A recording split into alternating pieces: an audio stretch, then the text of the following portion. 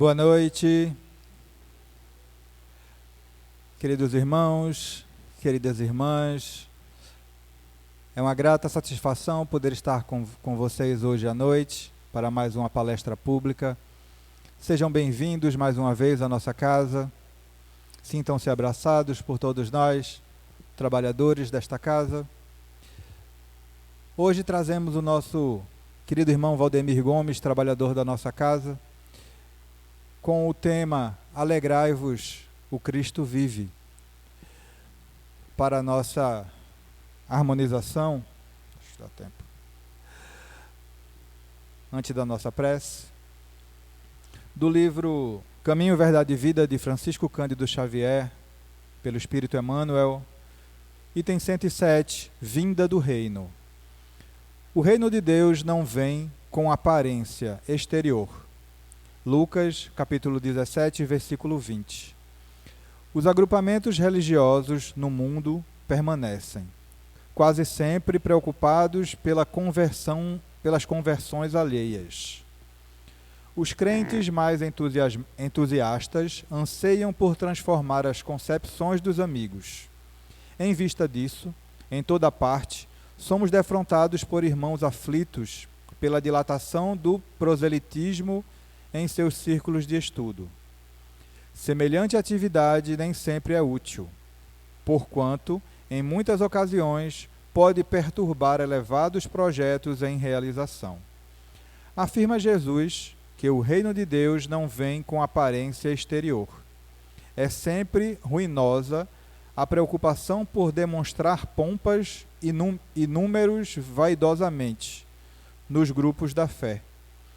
Expressões transitórias de poder humano não atestam o reino de Deus. A realização divina começará do íntimo das criaturas, constituindo gloriosa luz no templo interno. Não surge a comum apreciação, porque a maioria dos homens transitam semicegos por intermédio do túnel da carne, sepultando os erros do passo culposo. A carne é digna e venerável, pois é vaso de purificação, recebendo-nos para o resgate precioso. Entretanto, para os espíritos redimidos, significa morte ou transformação permanente. O homem carnal, em vista das circunstâncias que lhe governam o esforço, pode ver somente o que está morto ou aquilo que vai morrer. O reino de Deus, porém, divino e imortal, escapa naturalmente à visão dos humanos. Vamos à nossa prece para o início da nossa atividade da noite. Querido Mestre Jesus, querido mentor e irmão Moacir, espiritualidade maior, agradecemos mais uma vez a oportunidade de aqui estar. Agradecemos ao nosso irmão Moacir por abrir as portas de sua casa para nós, aqui vir e beber dessa fonte inesgotável que é o Evangelho de Jesus. Que o que aqui hoje será ministrado possa calar fundo em nosso espírito, em nossa alma, que possamos utilizar esses ensinamentos para essa nossa jornada evolutiva e auxílio ao nosso irmão. Que o Senhor nos abençoe, que dê ao nosso irmão a proteção e o auxílio necessário para alcançar os corações necessitados na noite de hoje. Nessa rogativa, pedimos autorização à espiritualidade maior para o início da atividade de hoje. Graças a Deus, que assim seja, meus queridos. Querido irmão, pode ficar à vontade. Minhas queridas irmãs, meus queridos irmãos, muito boa noite a todos mais uma vez. Com muita alegria, com muita honra, com muita responsabilidade, que nós retornamos a esse espaço sagrado, a esse lugar de muita responsabilidade, aonde na noite de hoje estamos passando por um processo de um período para os cristãos, para os judeus, também muito especial, que é a Páscoa. E o Espiritismo, assim como todo tipo de cultura que envolve o ser humano, todo tipo de manifestação cultural, todo tipo de expressão de religiosidade que envolve o ser humano, ele vem também lançar luz para o entendimento dessa celebração para muitos povos. E nós que somos cristãos também, e que muitos de nós vivenciamos e absorvemos parte dessas outras culturas, mesmo de uma maneira involuntária ou voluntária, eu não sei, porque mesmo que a gente, como espíritas, não atendamos a certos dogmas, a certos ritos da Páscoa, mas ainda assim a gente come um peixinho de coco nesse período, a gente vai ralar o coco, a gente vai comer essas comidas que normalmente os cristãos católicos que fazem. Mas, para que a gente possa entender um pouco de tudo isso e culminar lá na apoteose espiritual do Mestre Jesus, a gente precisa entender que nós temos sim duas Páscoas. Temos uma Páscoa que é a Páscoa cristã e a Páscoa judaica. Mas aqui um pequeno resumo do que a gente vai tentar refletir na noite de hoje. A Páscoa cristã e a Páscoa judaica. Qual que é a diferença entre elas? O jejum, que normalmente os cristãos católicos jejuam a partir, são 40 dias, uma quarentena, sem comer carne, abstinência de carne e tudo mais. Esse jejum é uma garantia de bênção para a pessoa que jejuma, e além desse jejum da abstenção de carne por 40 dias, há outros jejuns que a gente possa considerar como válido. Ainda hoje, será que a gente não malha o Judas de outra maneira? Depois de tantos séculos, né? Como estaria Judas, ou como estará Judas? O que é que o Espiritismo proíbe na Páscoa? Né? A gente, como espíritas, nós celebramos essa festividade, o que realmente representa a Páscoa, e a gente não consegue entender a última ceia de Jesus se a gente não entender a Páscoa. E por fim, o cumprimento das profecias, as leis de Deus e seus desígnios se efetivaram nele, Jesus. E aqui, essa representação da Páscoa judaica à direita de vocês e a Páscoa cristã à esquerda. Sendo que nós sabemos, isso já é de senso comum, que para os judeus, Jesus não era considerado o Messias esperado e aguardado por eles, aquele que havia sido trazido nas Escrituras. Ele não era. Então, por isso que para o judaísmo, para o povo judeu, a figura central da Páscoa é Moisés e não Jesus. Já para os cristãos, católicos e protestantes, mas principalmente católicos, o protagonista da Páscoa é o Mestre Jesus. Então isso é importante que a gente possa separar, porque são duas celebrações completamente distintas para ambos povos religiosos, para cristãos e para judeus. Aqui uma breve ilustração do que mais ou menos representa a Páscoa para cada um. A Páscoa cristã é a celebração do sacrifício de Jesus e a sua ressurreição. Isto é, a sua passagem da morte para a vida, trazendo para nós a salvação. Então, quando Jesus entra maravilhosamente no famoso Domingo de Ramos, e a partir dali, ele já sabendo de tudo o que iria suceder, todo aquele processo em que ele passou e tinha que passar, porque ele estava predestinado para aquilo, até o Horto das Oliveiras e até o seu Gólgota final, todo esse processo, essa é onde está contida, onde está resumida a Páscoa cristã. Diferentemente da Páscoa judaica, que se chama Pessá, como a gente viu lá no início, e é a celebração da libertação dos judeus escravizados no Egito e a passagem de Moisés e o povo pelo Mar Vermelho para chegar à terra prometida. Então, foi o cumprimento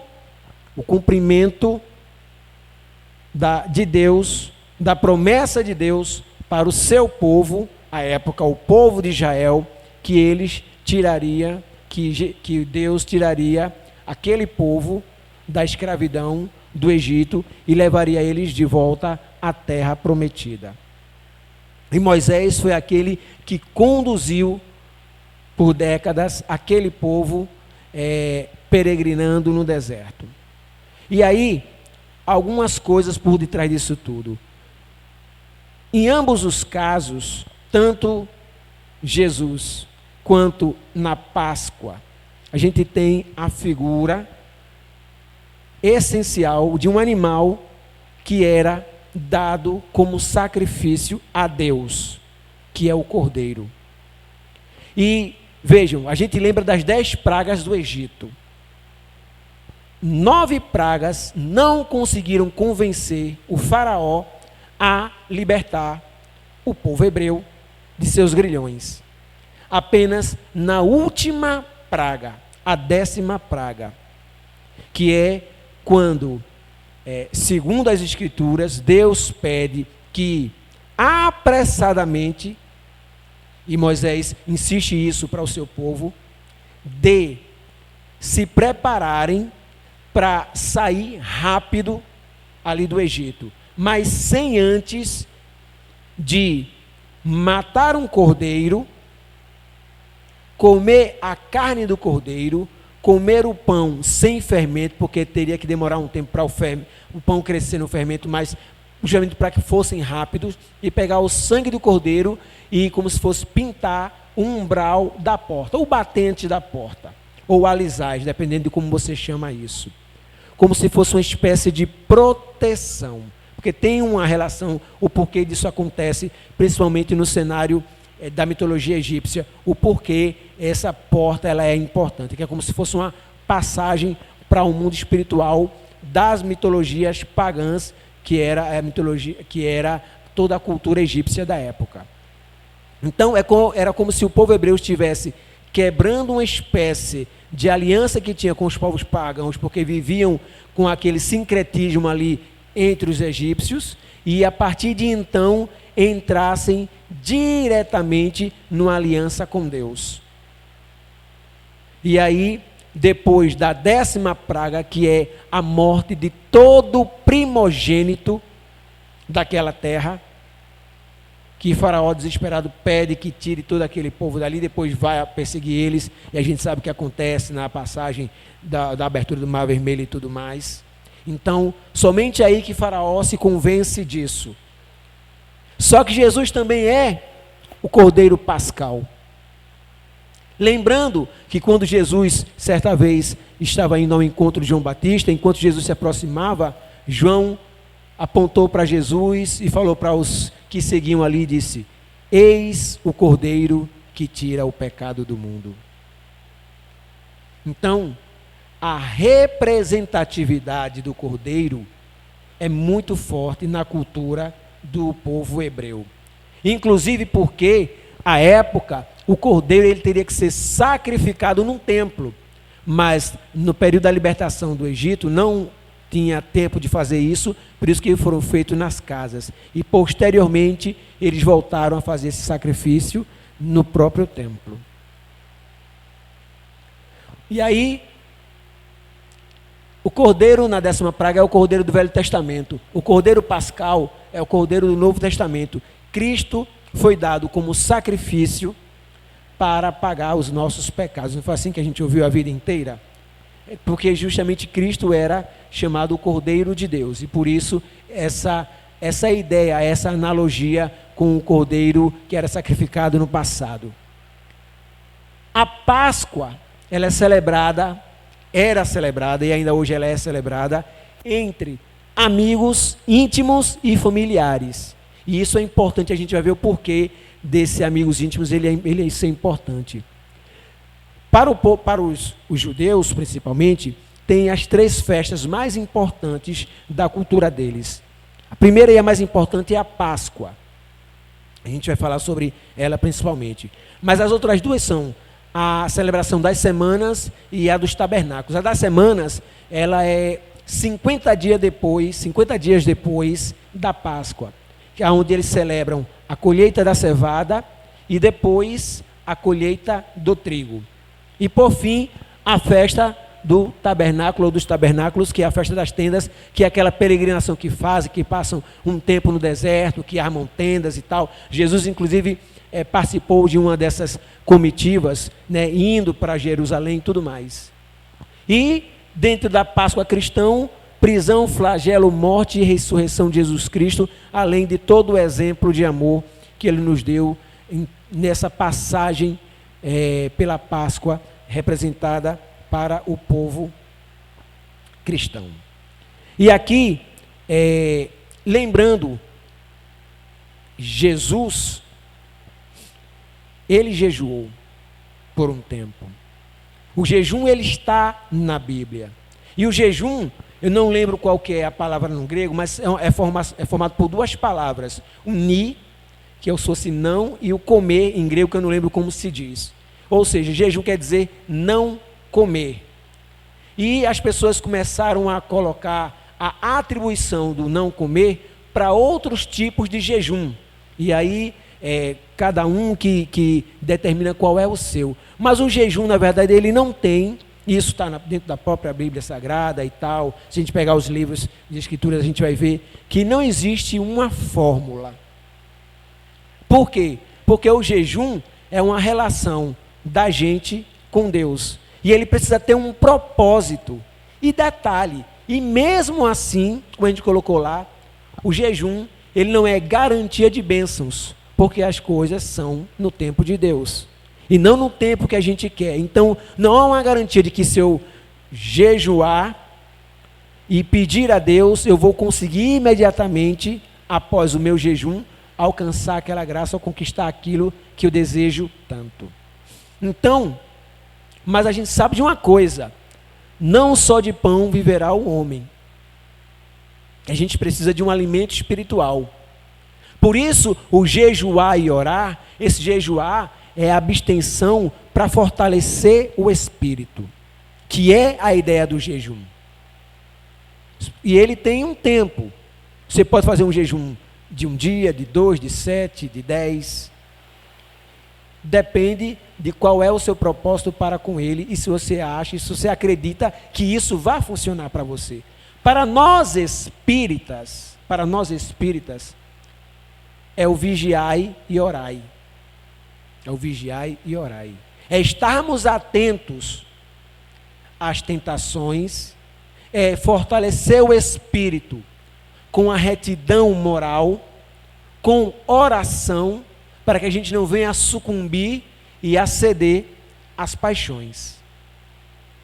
Então, não existe uma significação ou uma ressignificação do jejum para nós espíritas. Mas para quem crê, para quem acredita que isso possa funcionar para você, a gente já sabe de uma coisa, que a vigilância dos pensamentos, dos sentimentos, das nossas atitudes, das nossas palavras, o fortalecimento do espírito para que a gente possa cada vez mais não sucumbir às más paixões e não ceder a qualquer tipo de força externa que queira nos aliciar. Então isso é importante. Mas para os cristãos católicos, principalmente para eles, o jejum ele é importante. E por isso que tem aqui, um tempo de jejum e oração nunca será um tempo perdido. E olha qual é a indicação que Mateus dá para aqueles que têm a prática do jejum como algo natural na sua vida religiosa. Quando jejuares, não vos mostreis contristados, ou seja, tristes, cabisbaixos e tudo mais. Como os hipócritas, porque desfiguram seus rostos para que os homens pareçam que para que pareça jejuar. Em verdade vos digo que já receberam o seu galardão. É tipo viver de aparências, como na mensagem anterior do nosso exórdio que nosso irmão Flávio leu. É viver de aparências. Assim como ele dizia, para não dar a oferta para que todos vissem, para não fazer as coisas de maneira a escandalizar os outros, mas sempre a nossa relação com Deus. Sempre essa intimidade com Deus. Então, se você passa por problemas, se você está triste intimamente, mas que você está fiel no seu propósito, não demonstrar essa tristeza, mas andar sempre de cabeça erguida e confiante na providência divina. Então, é essa mensagem que o evangelista Mateus aí, ele quer nos passar diretamente. E aí a gente entra graças a Deus, que essa prática, ela diminuiu muito.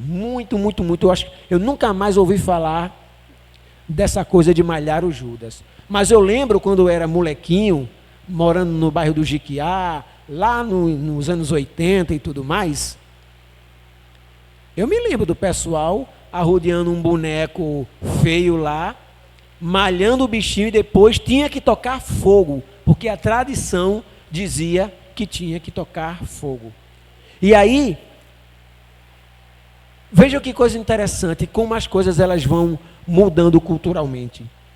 Porque acreditem ou não, aqui no Brasil, a gente foi perdendo isso, mas tem muitos países europeus que são católicos e latinos que também são católicos fervorosos, que ainda mantêm essa prática. E por que no Brasil isso foi perdendo? Porque a malhação do Judas ela começou a ganhar conotações políticas. Começaram a colocar fotos, dizeres, placas na roupa do Judas para representar esse ou aquele como se fosse um traidor do povo. E aí isso começou a perder o sentido religioso e passou a ser uma espécie de natureza ou de questão política. Mas ainda assim, o normal era se colocar um Judas ou um boneco que lembrasse Judas, colocava esse indivíduo num poste, o pessoal arrodeava esse poste com porretes, com paus, começava a malhar, a bater fortemente. Esse boneco depois era jogado ao chão, continuava sendo açoitado e depois ele era queimado em praça pública para todos verem que aquele que traiu Jesus era tudo que ele merecia, era exatamente isso. Agora imaginemos todos os anos, com a visão espiritual de nós espíritas agora, todos os anos aonde Judas, ele é lembrado tão somente pela traição a Jesus e que todos os anos ele é lembrado de maneira negativa as pessoas nutrindo e sentindo um ódio por aquilo que ele fez. Que paz esse espírito poderia encontrar? Se milhões de mentes pensando que ele era um traidor e que ele merecia a morte, porque é isso que acontece com o boneco. A morte.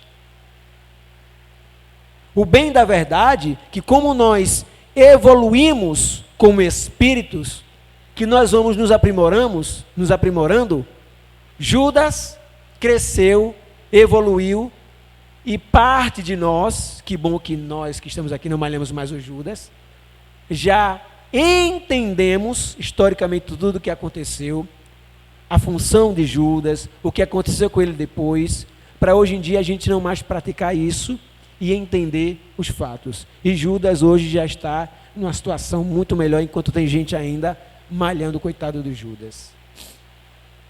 Aqui, à esquerda, tem uma mensagem de Crônicas de Além Túmulo, e aqui tem uma trovazinha, deixa eu ver o nome do autor aqui, ó, Otávio Caumo Serrano, 2008, olha a trova que ele fala: em seu sadismo que espanta, o homem sempre faz isto, em cada Semana Santa,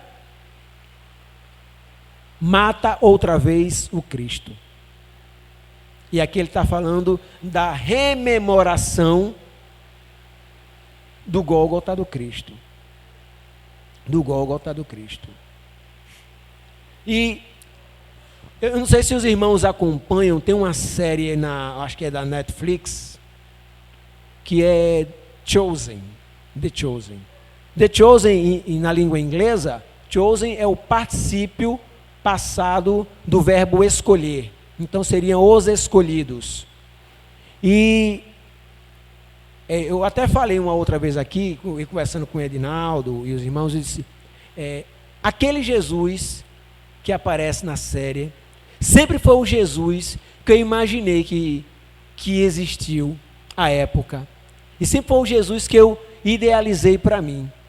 Alguém que participava da vida do povo, alguém que interagia, que brincava, que estava triste, que estava alegre, que respeitava as tradições, que respeitava os mais velhos, que respeitava a mãe, que ensinava, que ouvia, que recebia com afeto, que se envaidecia, ficava um pouco com raiva um pouco das pessoas, mas entendendo o nosso estado espiritual, que conquista no olhar. E aquele Jesus é um Jesus maravilhoso, mas a gente sempre volta, e pode ver, filme de Semana Santa é Paixão de Cristo, e a Paixão de Cristo, a maior parte do tempo é Jesus sendo perseguido, correndo, e depois tome violência, tome açoite e a cruz. E a cruz, e a cruz, e a cruz. Mas lá no final, a gente celebra depois a ressurreição. Jesus venceu a morte, é verdade. Mas o quanto de questões de violência nos chamam mais a atenção. Nós somos seres que consumimos muita violência. E às vezes assistimos filmes, muitas das vezes pelo teor de violência que aquele filme tem. E aí, ao invés de nos fixarmos na mensagem ou na apoteose deslumbrante de Jesus, ascendendo a espiritualidade, muita gente lembra, quando lembra a Paixão de Cristo de Mel Gibson, ele representou bem ali o sofrimento de Jesus. As pessoas falam sempre do sofrimento de Jesus, como pontos mais marcantes. Foi então Judas, depois de assistir às cenas do Calvário, levado por tremendo remorso, cometeu suicídio. No entanto, Jesus, após a sua morte, tocado de compaixão, foi ao encontro do espírito enlouquecido de Judas, permanecendo 3 dias ao seu lado até que ele adormecesse. Quanto tempo Jesus, depois de morto, ressuscitou? Lembra, seu Robson, quanto tempo? Quantos dias foram? 3 dias. Nesses 3 dias, Jesus não ficou lá, deitadinho, dormindo, esperando a hora de ressuscitar. Ele foi ao encontro de Judas, socorrê-lo. E tem uma passagem que acho que de Humberto de Campos, que Lucas pede a Jesus assistência, e ele passa correndo, e ele diz, eu estou indo ali, mas e eu? Você já teve a minha mensagem, já conhece os meus ensinamentos, você já está bem, mas eu estou indo ali salvar Judas, que acaba de se suicidar. E Jesus continuou sendo aquele que era, mesmo depois do seu desencarne. Isso está em Crônicas de Além-Túmulo de Humberto de Campos. Mas aqui a gente tem exatamente como está Judas Iscariotes. Isso é um artigo de uma revista chamada O Reformador, que é uma revista muito conhecida no meio espírita, do ano de 1999. A mensagem é do orgulho à humildade, Judas e o perdão, de Roosevelt Pinto Sampaio, que é o autor que assina esse artigo. Esse artigo também tem os 4 evangelhos, que é uma mensagem de José de Arimateia e Simão de Cirene. Como é grande esse Deus, que permite que o filho culpado encontre na sua própria indignidade o ponto de apoio que o ajudará a subir para a perfeição. quanto é bom aquele que está sempre pronto a perdoar ao que sinceramente se arrepende, que pensa com as suas mãos benfazejas as chagas dos nossos corações culpados, que nelas derrama o bálsamo da esperança e as cicatrizas com auxílio da expiação. Essa é a mensagem de Judas, falando da bondade de Deus, por ter concedido perdão a ele e a oportunidade de continuar e resgatar todas as suas faltas em experiências posteriores. Ao fim das mensagens, que são várias mensagens, os evangelistas acima aditam: Judas é hoje um espírito regenerado no crisol do arrependimento. Vou parar aqui. Quando ele fala de espírito regenerado, será que ele não está falando de um espírito que já está no mundo de regeneração? Ou regenerado da sua falta? Porque se ele for um espírito que já avançou na escala espiritual, talvez essa regeneração seja um espírito que sequer habita mais o planeta Terra, e a gente ficar malhando Judas, ele nem estava vendo aqui, que nem aqui estava para ver. Nem aqui ele estava para ver. E se estivesse, dizia: meu Deus do céu, quanta ingenuidade dessas pessoas, paradas no tempo há quase 2000 anos atrás, quando eu, por um erro meu, por uma má interpretação da situação, eu falhei, no entanto eu me arrependi e segui adiante, e eles não. E eles não. E o próprio Cristo foi me socorrer. Do remorso, da expiação, da reencarnação e do progresso, tornou-se um dos auxiliares humildes, ativos e devotados do Cristo. Continuou trabalhando com Cristo. Este exemplo vos mostra que não deveis nunca repelir qualquer de vossos irmãos, ainda menos excluí-los da paz de Deus, da paz do Senhor.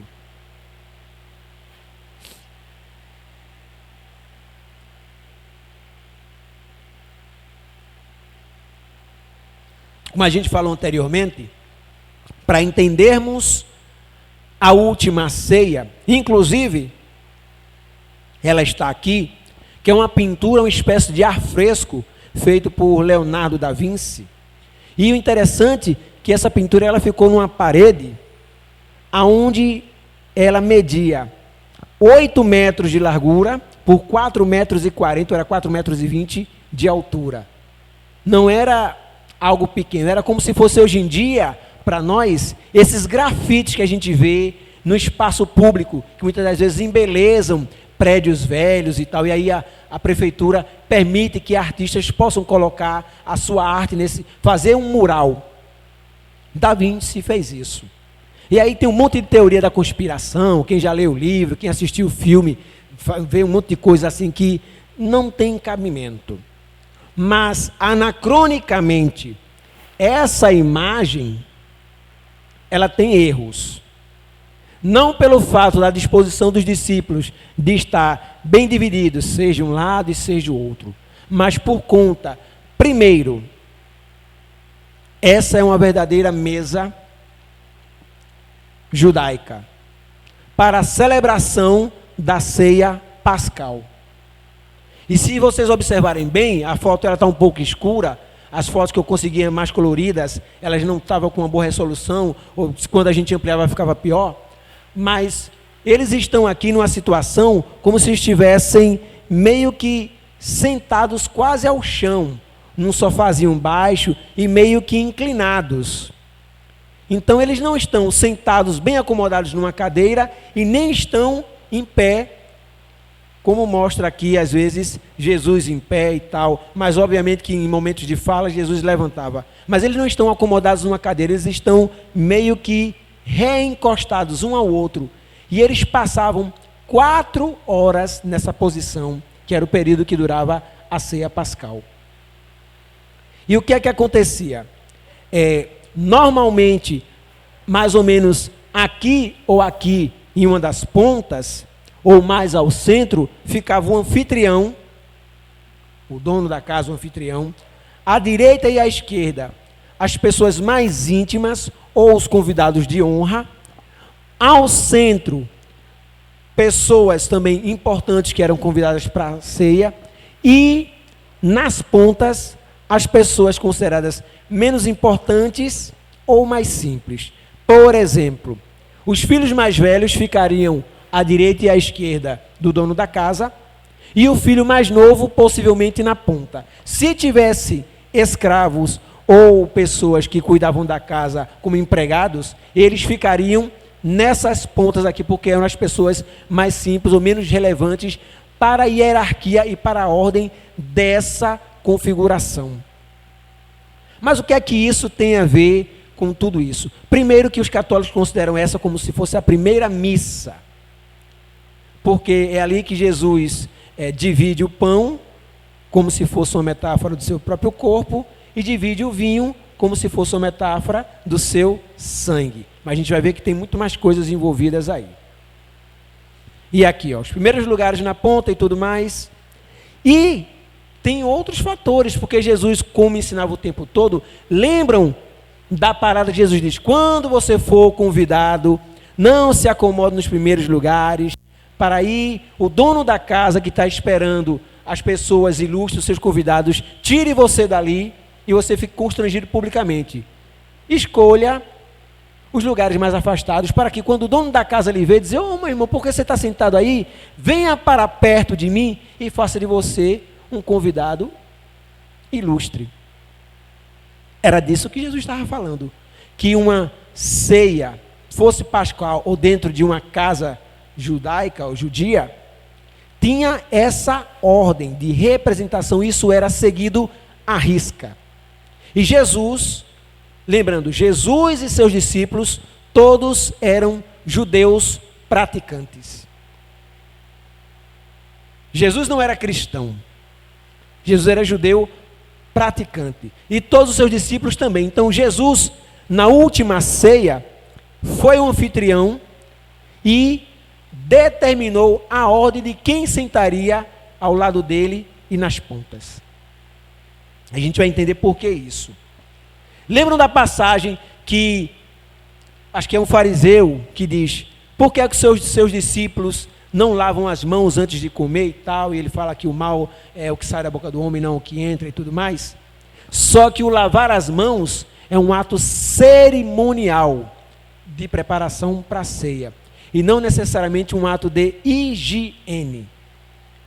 Por isso que Jesus faz essa advertência, que ela não tem diretamente nada a ver com higiene, mas com uma preparação para algo que envolve um ato religioso ali envolvido.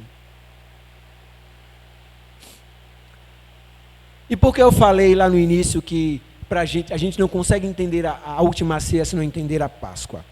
Lucas, capítulo 22, vai até o 20, mas a gente não precisa ir todo nele. Quando chegou a hora, Jesus e seus apóstolos reclinaram-se à mesa. Não sei como eles conseguiam ficar 4 horas assim. E disse-lhe Jesus: desejei ansiosamente comer esta Páscoa com vocês antes de sofrer.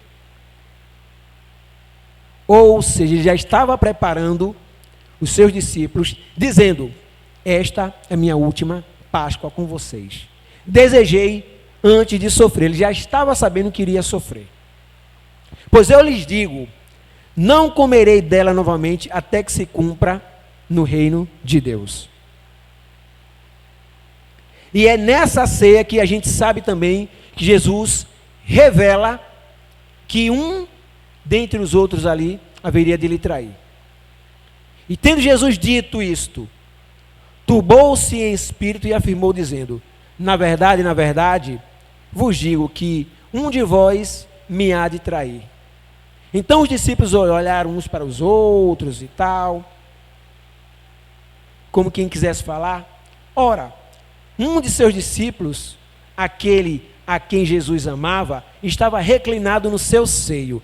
Algo como se fosse assim, me perdoe os irmãos da internet. No ombro, mais ou menos aqui no ombro. E o que isso representa?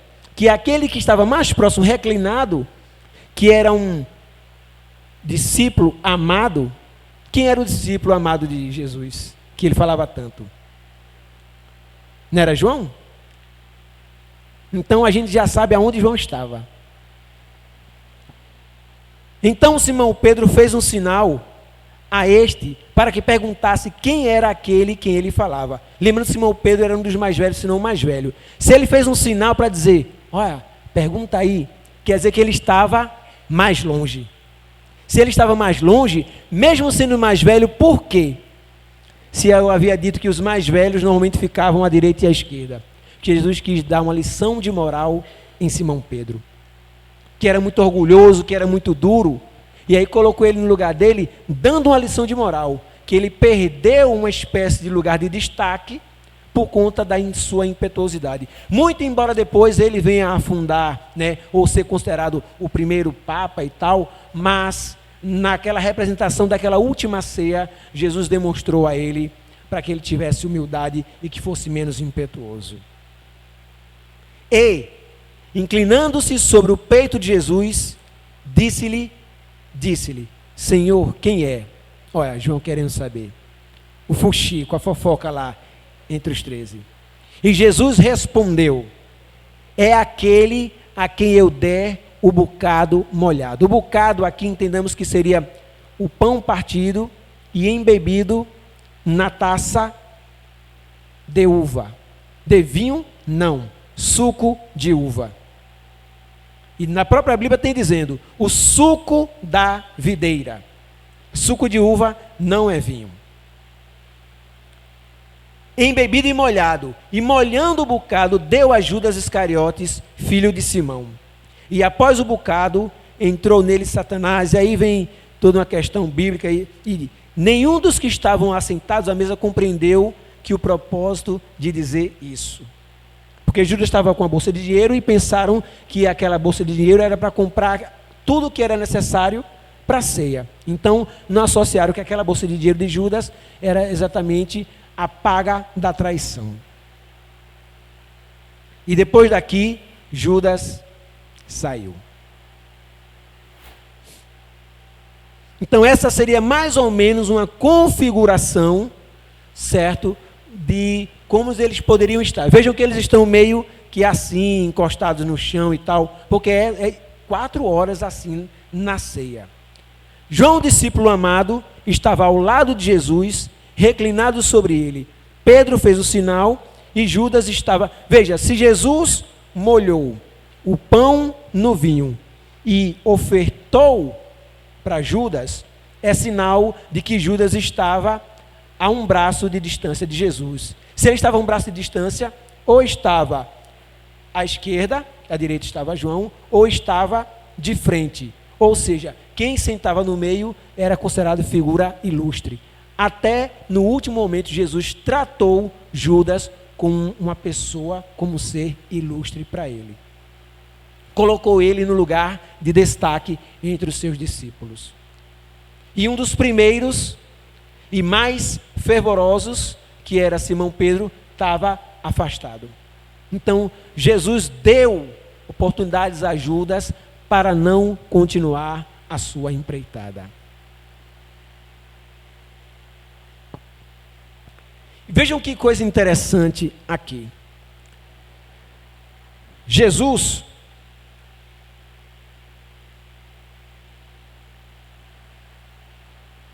se cumpriu nele todas profecias possíveis para o Messias aguardado. A gente tem, aqui está em azul, Isaías, Jeremias, Miqueias, Salmos, Gênesis e Zacarias. Todos profetas antigos, Salmos é de Davi e tudo mais, todos profetas antigos que em séculos anteriores já anunciaram a vinda do Messias. Ou seja, que tudo aquilo que aconteceu com Jesus já havia sido anunciado séculos antes. No total aqui, se não me falha a memória e eu errei na contagem, tem 18 profecias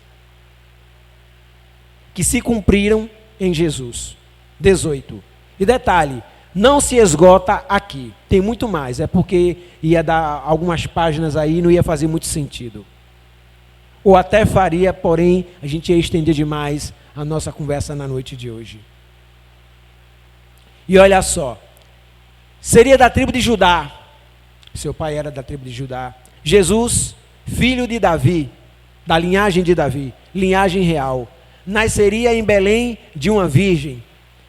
Haveria matança de inocentes no período do seu nascimento, haveria fuga para o Egito, haveria pregaria na Galileia e seria desprezado pelo seu povo.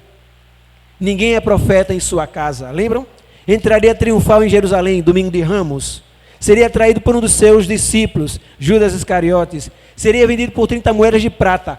Até a quantidade, no passado haviam previsto por quanto Jesus seria vendido. Seria julgado e se manteria em silêncio. Jesus não se defendeu. Jesus não se defendeu. E vejam que coisa interessante, porque na escolha do povo entre Barrabás e Jesus, tinha um fato que pouca gente sabe. Barrabás era como se fosse uma espécie de, não um matador de aluguel, mas ele era pago para fazer o mal, para roubar, para matar se fosse necessário, e ele era um agitador. Ou seja, era alguém que ninguém em Roma gostaria de ter, porque Roma queria paz em suas colônias. Então uma pessoa como aquela seria logo procurado para parar com os seus intentos, principalmente de revolução. Roma não gostava de confusão, de revolução, de algazarra nas suas colônias. Só que Barrabás era esse tipo de pessoa. Então Barrabás era muito mais perigoso para Roma, por ser um agitador público, por provocar revoluções, do que Jesus. Que quando o Sinédrio levou Jesus a julgamento, disse, olha, ele está se dizendo rei dos judeus. Foi aí que Pilatos, quando disse rei dos judeus, sim, mas o que é que eu tenho a ver com isso? Olha, já pensou se Herodes souber que tem um outro rei aqui? Ele disse, então se isso é problema de Herodes, então vai para Herodes. Herodes não resolve e volta para ele. Ele diz, e agora o que é que eu faço? E ele diz, bem, na última tentativa, não tenho como julgar esse homem, ele não cometeu nenhum crime para mim, o que é que eu faço? É o próprio povo dele que está perseguindo ele. Bem, a gente tem aqui Barrabás, um agitador, revolucionário, alguém, um indivíduo perigoso. E temos esse homem aqui que não cometeu pecado nenhum. Quem vocês querem que liberte? Para Roma, o mais perigoso era Barrabás. Mas, por conta do Sinédrio, por conta de todo o corpo religioso ali, de judeus, fizeram um levante público para soltar Barrabás e libertar Jesus. Porque eles tinham interesse também que Barrabás provocasse algazarra, porque o próprio povo era oprimido por ser colônia de Roma. Então, calhava soltar Barrabás para continuar um levante público contra Roma e tirar Jesus do caminho deles, porque eles achavam que Jesus era um charlatão. E aí a gente sabe o que aconteceu na história. Então, olha, teria mãos e pés perfurados, seria crucificado com malfeitores. E uma coisa interessante da crucificação de Jesus, que era uma das mais hediondas formas de morrer. E detalhe, depois da crucificação, era natural para os romanos jogar os corpos dos crucificados em uma espécie de vala arenosa e deixar para os bichos comerem. Abutres, animais carniceiros e tudo mais. Então, olha outra coisa aqui, ó. Seria sepultado em uma tumba de ricos. Jesus não foi jogado numa vala comum para ter o seu corpo deteriorado e sendo carcomido por vermes e animais que gostam de carniça. Ele foi sepultado numa tumba de rico. vinagre seria dado para beber. Ele ressuscitaria e ascenderia aos céus. Como eu disse, essas 18 aí, elas não resumem tudo. Mas para a gente ver que quando Jesus diz aqui, ó, lá em cima para Pedro, como então se cumprirá as profecias segundo as quais assim deve suceder? Como, se eu não passar por isso? Como? E tem que ser em mim, porque eu sou. E aí, na cura do lunático, Jesus diz: o Filho do Homem será entregue nas mãos dos homens. E no texto de Mateus e de Lucas, eles falam: ele voltará ao terceiro dia. Então vejam que toda essa construção é uma construção de um desígnio espiritual, de um ser da natureza de um Cristo. Jesus, o Cristo, é ungido, escolhido aqui, mas uma mensagem de 3 espíritos: São Luís, Lacordaire e Lamennais. Revista Espírita Parisiense, eu não vou lembrar precisamente o ano, mas esses 3 espíritos assinam uma mensagem dizendo o seguinte, resumidamente, que nós aprendemos no Livro dos Espíritos, a partir da questão 100, a escala espírita e a classificação dos mundos segundo a sua evolução espiritual.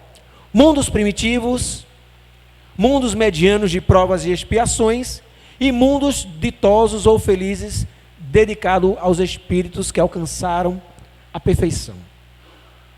Pois bem, esses espíritos, eles dizem o seguinte: após essa escala, e aí quem estava pensando em um plano de aposentadoria depois de espírito superior, decepção. Após essa escala, começa uma outra escala. E no topo dessa escala é a escala dos Cristos, donde não é mais dado ao espírito equivocar-se. Jesus já era um espírito crístico, já era um ser de uma autarquia espiritual, além da escala evolutiva que a gente conhece, que é apenas uma maneira didática da gente entender essa evolução. Porque quando a gente pensa em mundo de provas e expiações, não é um único mundo e não é um único nível. São vários níveis diferentes de mundos de provas e expiações. Mundos mais próximos de regeneração, mundos mais próximos de mundos primitivos. Mas já um mundo de provas e expiações. Jesus era um Cristo, espírito de grande autarquia espiritual. Então, ele veio por missão, por uma designação divina, para demonstrar, através de atitudes, de ações, como Deus quer que nós nos relacionemos com os nossos irmãos. O que Deus espera de nós. E se a gente estava nas trevas, Jesus iluminou o caminho e disse: é assim que nós devemos proceder. Por isso que quando Jesus partiu, ficou aquela ausência, aquele vazio existencial nas pessoas. Mas a gente vai falar um pouquinho sobre isso um pouco mais à frente, que já estamos quase encerrando. E aí, algumas simbologias que a gente traz agora para a nossa visão espírita. A ressurreição de Jesus, corpo perispiritual de Jesus. Nós sabemos muito bem que Jesus, quando apareceu no Sermão dos 500, lá na Galileia e tal, que Tomé tocou as suas chagas e viu, entendeu? Ainda assim a gente vai ver um pouquinho mais na frente, que Jesus caminhou um tempo com os discípulos sem ser reconhecido. Está em Lucas capítulo 24 e vai seguindo os versículos até eu não lembro onde. Não era os seus discípulos que caminharam com ele durante pelo menos 3 anos, alguns deles, não conseguiram reconhecer Jesus de imediato.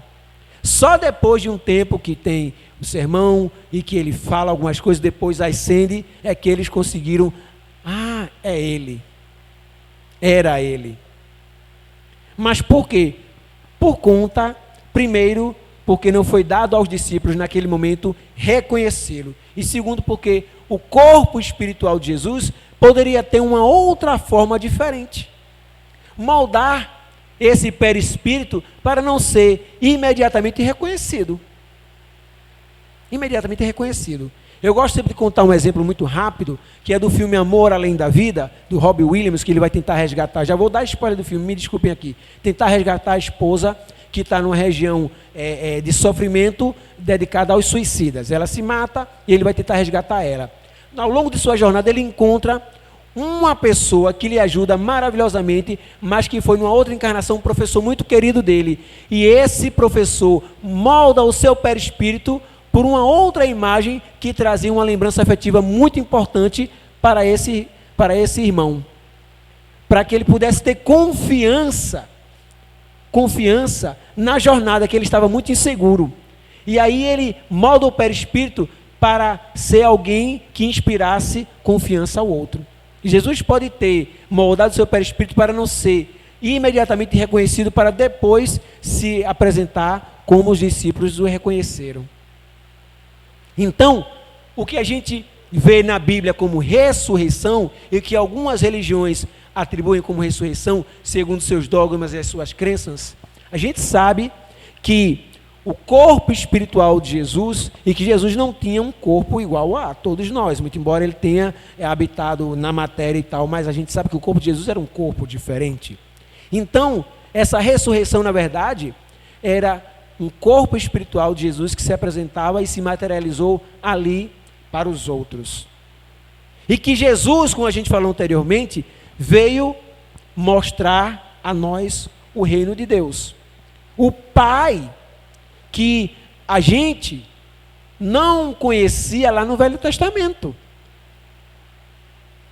Que aquele Pai do Velho Testamento era furioso, era bravo, era vingativo, tinha sentimentos humanos e pesados, porque nós éramos ainda criaturas muito atrasadas e só conseguimos entender Deus naquela linguagem, muito embora Deus não fosse daquele jeito. E Jesus nos mostrou isso, e mostrou o projeto divino para nós, e por isso nós estamos dando continuidade hoje em dia e falando sobre isso hoje. A vitória da vida sobre a morte, pensar sobre o amanhã e que estamos aqui de passagem. Vivemos para o amor, para a felicidade e para o progresso. Mesmo num planeta de provas e expiações, a nossa natureza é uma natureza para a felicidade, para sermos felizes. Certeza da imortalidade da alma, libertação da vida material e consciência natural de que somos seres espirituais. Confiança na providência divina, fé. Muito embora a gente creia e acredite que Jesus tenha titubeado em sua fé, mas não. A sua relação com Deus demonstrou que não. E que a gente precisa demonstrar essa relação de confiança com Deus também. O amor a Deus e ao próximo.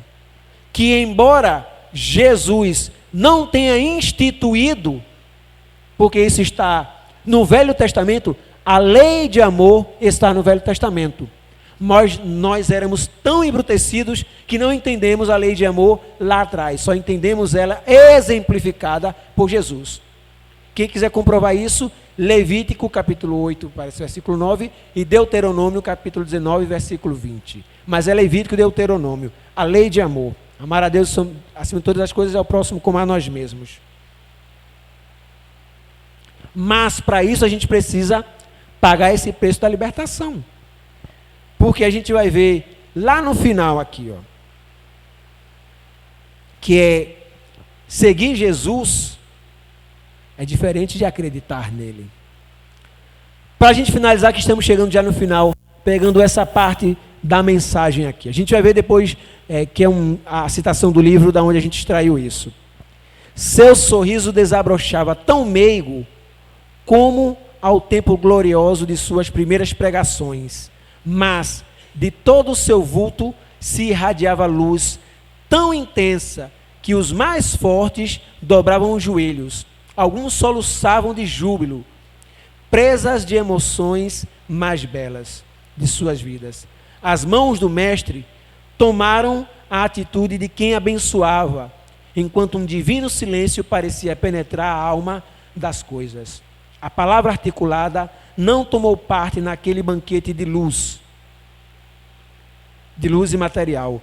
Todos, porém, lhes perceberam a amorosa despedida e, no mais íntimo da alma, lhe ouviram as exortações magnânimas e profundas.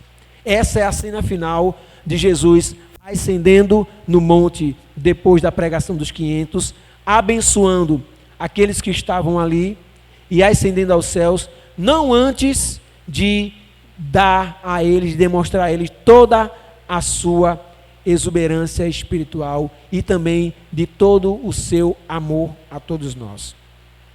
Essa passagem está no livro Boa Nova de Humberto de Campos. Quem quiser, tem todas as citações aí. E aí, tal que a gente queria deixar no final. Todo mundo diz que ama Jesus, mas seguir Jesus é uma outra história.